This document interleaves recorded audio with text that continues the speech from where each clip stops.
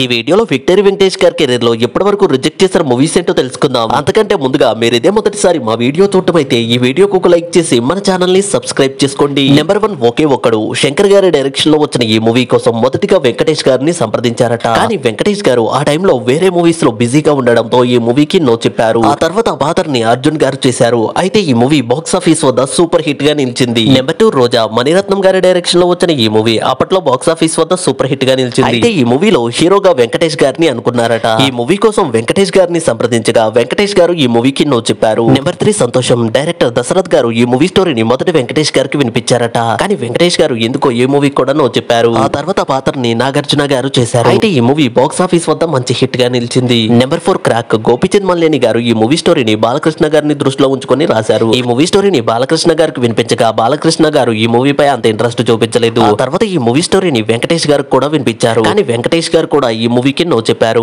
ఆ తర్వాత పాత్రని రవితేజ గారు చేయగా ఈ మూవీ బాక్స్ ఆఫీస్ వద్ద సూపర్ హిట్ గా నిలిచింది. నెంబర్ 5 ఆడాళ్ళు మీకు జోహార్లు శర్వానంద్ గారు అలాగే రష్మిక మందన్న జంటగా నటించిన ఈ మూవీలో హీరోగా మొదట వెంకటేష్ గారిని అనుకున్నారట. ఈ మూవీ స్టోరీని వెంకటేష్ గారికి వినిపించగా వెంకటేష్ గారు ఈ మూవీకి నో చెప్పారు. అయితే ఆ తర్వాత ఆ పాత్రని శర్వానంద్ గారు చేయగా ఈ మూవీ బాక్స్ ఆఫీస్ వద్ద నిరాశపరిచింది. నెంబర్ 6 ఖడ్గం ఈ మూవీలో శ్రీకాంత్ గారు చేసిన పాత్ర కోసం కూడా మొదటిగా వెంకటేష్ గారిని అనుకున్నారట. ఈ మూవీ కోసం వెంకటేష్ గారిని సంప్రదించగా వెంకటేష్ గారు వేరే మూవీస్ లో బిజీగా ఉండడంతో ఈ మూవీకి నో చెప్పారు. ఈ వీడియోకి ఒక లైక్ చేసి వెంకటేష్ గారి మూవీస్ లో మీకు బాగా ఇష్టమైన మూవీ ఏంటో కామెంట్ చేయండి. అలాగే వెళ్తూ మన ఛానల్ ని కూడా సబ్స్క్రైబ్ చేసుకోండి.